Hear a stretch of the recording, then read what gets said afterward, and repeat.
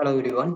So today we're going to discuss about set timeout and how the closest is working in the set timeout. We're going to discuss about. So we are getting started towards the JavaScript asynchronous concept. So the series is going to we're going to see more about the asynchronous of JavaScript, and we're going to look deeper into the concepts of asynchronous of JavaScript and all. So this is a getting started for asynchronous JavaScript. Okay, so let me see first of all what is a set timeout, and let's see what how it is working and everything is working. Okay, so in JavaScript we have an set timeout function. Just we have more things like set timeout, set interval, like that. So the set timeout is one of the thing. So what it will do means it will takes a callback function like this. Okay, it will just take a callback function and it will runs with a certain delay. Okay, for example, I just ask for set timeout in Google. Okay, you can able to see a method. So what it will do means a set timeout is a function, that's a pre-built function that we have, and it takes an another function. You can able to see here is the stop function, something like that. So it takes an another function, and the second parameter is to tell how many minutes I need to delay the function to execute. Okay, so that is going to be our second parameter. So this is going to be the how many minutes I need to delay, and this is going to be the function I need to execute. Okay, for example, you can write the function here itself, or you can create a function and then you can write it, you put it inside by calling the name of the function. Likewise it will work. For example, let us go here. Right now I created a function. This is going to be my first parameter, and my second parameter is going to be what I want. It's going to be function like this. Okay, so the second parameter is going to be the time of the minutes. For example, I say 3 seconds. So here you need to tell it in milliseconds, so it will run as it. Okay, so and here I just say console.log hello. Okay, so now if I save it, we can wait for 3 seconds and then it will execute. After 3 seconds we can able to see that the hello is going to be executed in our console. Okay, so that's what it will do when we are using the set timeout functions. Okay, let's see. Let's see.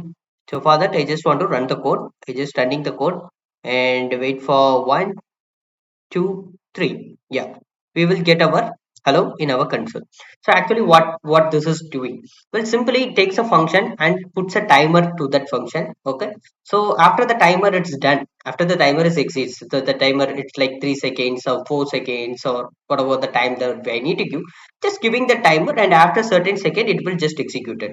So for example, once the page is loaded, after the page load, I just say 10. So after what I want to do, I just want to after 10 seconds, I need to display a notification bar. So what we can do, we can code it like this, and it will display the notification, sign up or sign in like that. Okay, we can use that cases itself, and let's see how it is working. First of all, how it is working. Now what I'm going to do, I'm just going to create a function. Okay, I'm just going to create a function. I'm just going to create a function with the function name of name. Okay, and I just giving the set timeout inside this function. Set timeout inside this function, not this set timeout inside this function. And here I just ask for the function, and we are executing the code, and we will giving the timer to it. I just give again 3 seconds to the timer for it.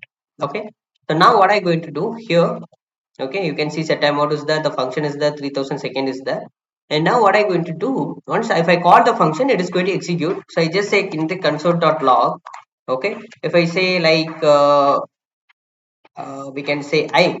So here I just create a variable like say var I equal to 10 like this. And now after this console, after this one, I just write like in the console.log. Okay, we will get hello like this. Okay, so now if I execute the code, most of the people, we can able to understand like what is going to execute, like people know that. So what it will run the code, going to run the code line by line. So the I is going to create in the memory. Once memory is created, well, it's wait for 3 seconds, right? Wait for 3 seconds, and it is going to execute I, which means the 10 is going to print. And after that code is done, it is move on to the next code. So the next code is going to be the hello, so it's just going to print the hello for us, right? So this is what the predictable one, but actually not. Let's see what is happening here. Just clear, and if I run it, you can able to see the hello is printed first, and after 3 seconds it is printing the I value. So what is happening here? What is happening here? Well, the set timeout function is not something that is running here. So the set timeout function is not belongs to JavaScript actually. Okay. So the set timeout function is not belong. It's not waiting here in JavaScript code. Actually, that is it is not a native JavaScript code. So what is happening here? It is, well, this set timeout, it just ran in some other place. Okay, it just, when JavaScript read the set timeout and something like this, what it will do, it will send to a place, and in that place the timer has been setted. So once all the JavaScript code, all other the JavaScript native code is completed, then the set timeout code will be executed. And now you can ask me like, what is the native code and what is the non-native code, what is the difference, how can we identify that? Well, JavaScript waits for no one, that is the thing. So you are giving 3 seconds to wait to run this code. Then it is not JavaScript code. Okay, we can simply assume like that, but exactly not. I just simply say like JavaScript waits for no one. It does not going to wait if a process is doing, that is a time taking process. You are uploading some file, that is taking some file, that's taking something. By default, JavaScript is not able to wait. It's wait for no one. It just simply execute the code. If it is taking some time, then it is not belongs to JavaScript. It just send the work to some other one. It is just go and execute the next line code. So that's what happening. So here, three 3 seconds, it's just asked to wait. Actually, that is the JavaScript wait for no one. So it's like it will give this code to someone, you will execute. I'm not going to execute this, I don't want to wait, so I just going to print at the next thing. So it just go and write all the remaining things. That's why you can see hello comes first, and once all the native JavaScript codes has been completed, so which all are has the timer, the time consuming process, it will be executed later. Okay, so that is why JavaScript is called as a synchronous single threaded language. What is meant by synchronous single threaded language? Like JavaScript can execute only one function at a time, it cannot execute a multiple function at a time. Okay, so then I tell about, we're going to see about asynchronous of JavaScript, right? Well, asynchronous JavaScript is not a part of JavaScript. So we need to achieve asynchronous with the help of some browser APIs and with the help of some other things. Okay, so by default JavaScript is not able to multitask. Okay, it just do only one work in a time. Okay, it can able to do that only. So but I need to do multitasking. So for that we make the JavaScript to work with some of the APIs and work with some of the browsers features, and we will make them to an asynchronous. Okay, we will discuss that in the asynchronous concept, and we will do that. Well, that's what it is here. It is doing. What is the set timeout well function is doing? Well, the set timeout function will execute the function with certain delay in the thing. Okay, same like that we have set interval. So what the set interval will do? Well, I think here you can see. So it is going to run a particular number of code. It is going to execute. It is going to just execute the code. Okay, just going to execute the code with an interval of time. So here it is going to delay the process, right? Set a timeout, what is going to do? It's just going to delay the process. So just 3 seconds, and after I will execute it. That's it. But here, every 3 seconds, if I use set interval, every 3 seconds the function is start to execute. Okay, you can understand, right? So it is just going to execute again for with a certain minutes delay. For example, here they say 1000. So for every 1000 minutes, it is just going to execute again. It's just going to execute. That is going to be interval.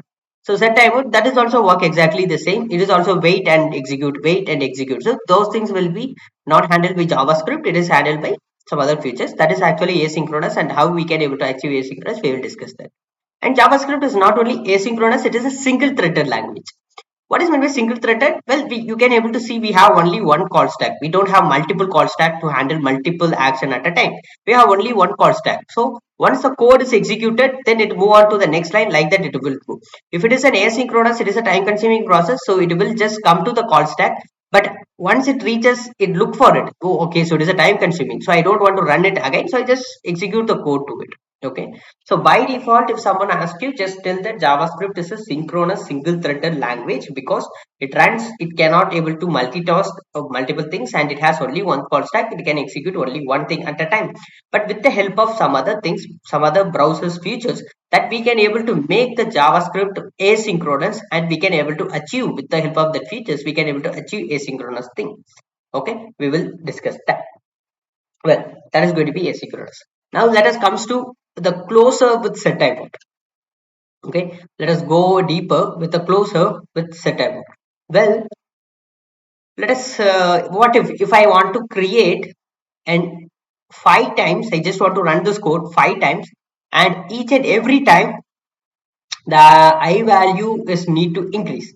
So what can we do? What can we do that? For example, we will get the answer simply. We can create a for loop and we can able to put it here and we can able to do this, right? Let me do that. So inside a function, what I'm going to do, I just create a for loop. Okay, what we will do, we just say walk I equal to 0 or 1. We can start with 1, and I just say I is less than or equal to 5. Okay, and we just go I plus plus, and whatever the code that we like to add, we just add it. The set timeout.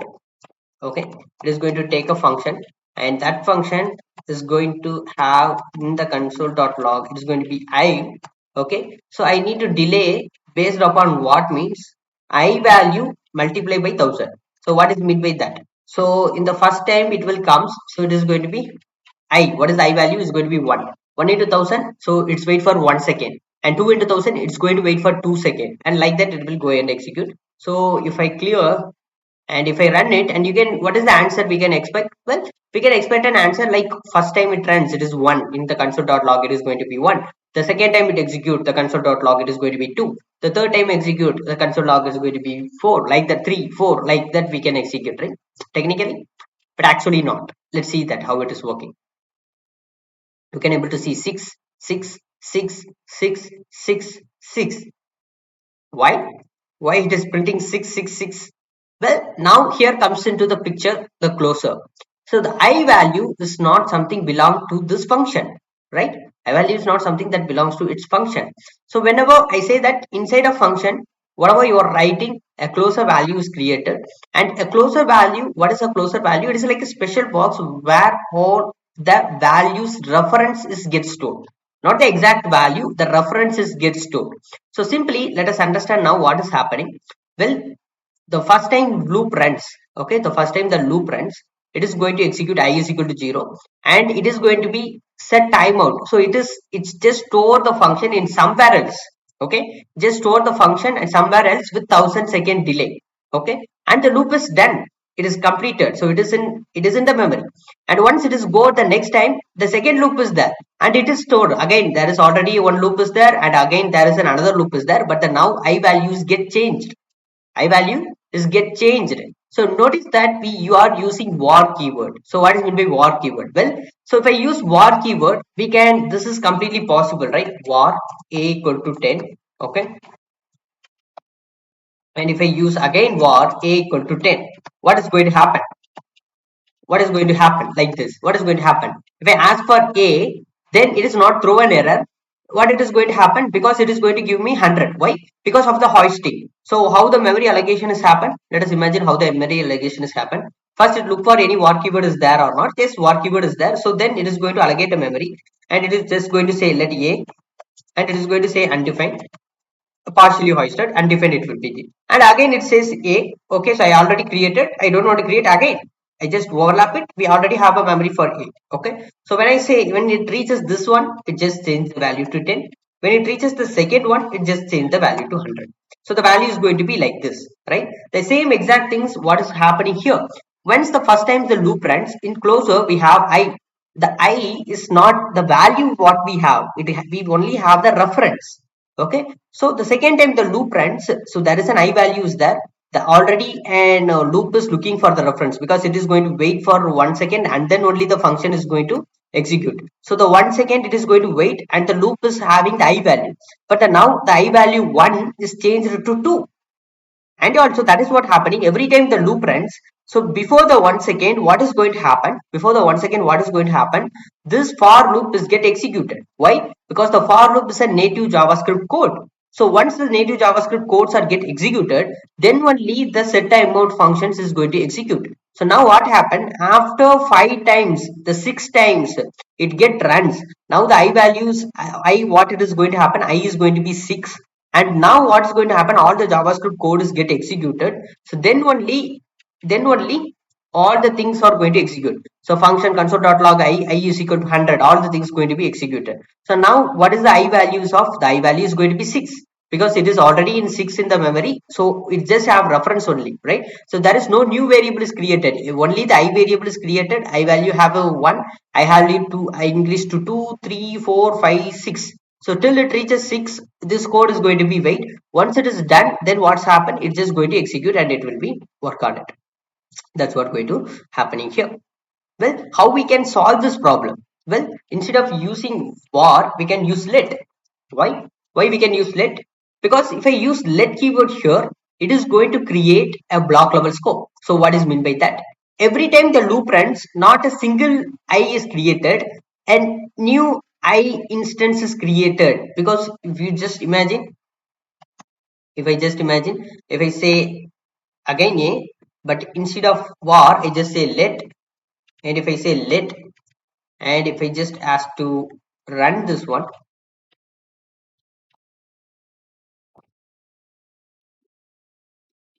you can see identifier A is already taken.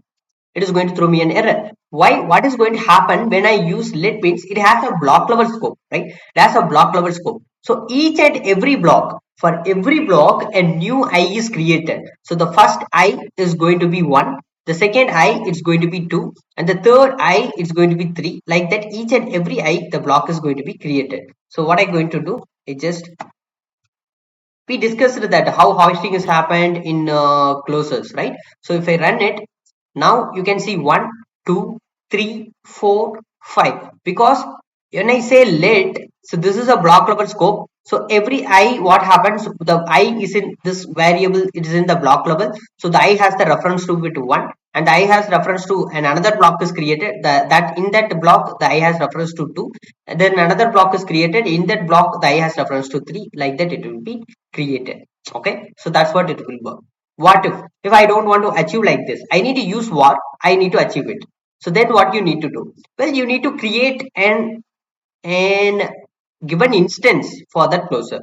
For example, right now if I change to var, now it is in global variable, so it is going to be only one time. So every time the loop runs, it is going to replace the value, right? I need to stop that. How can I do it? Simply, we don't want to stop it, we can create another value and we can use that as reference. How can we do it? Well, we can create a function. I just say like block, okay, like this, and inside this we can put whatever we get, we put here. And what now we can do, so instead of I, here we are taking the value console.log I here. So what we can do, so we can pass an I value here. So here I just say let I equal to,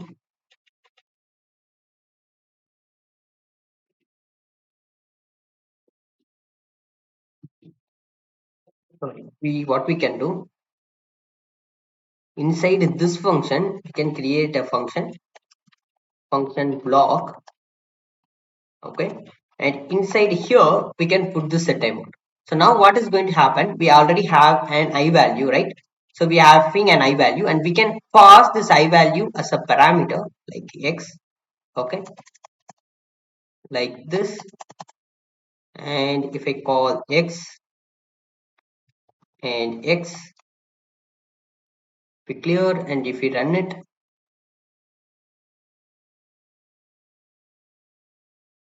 and here what I want to do, once the loop is done, I just want to execute this block.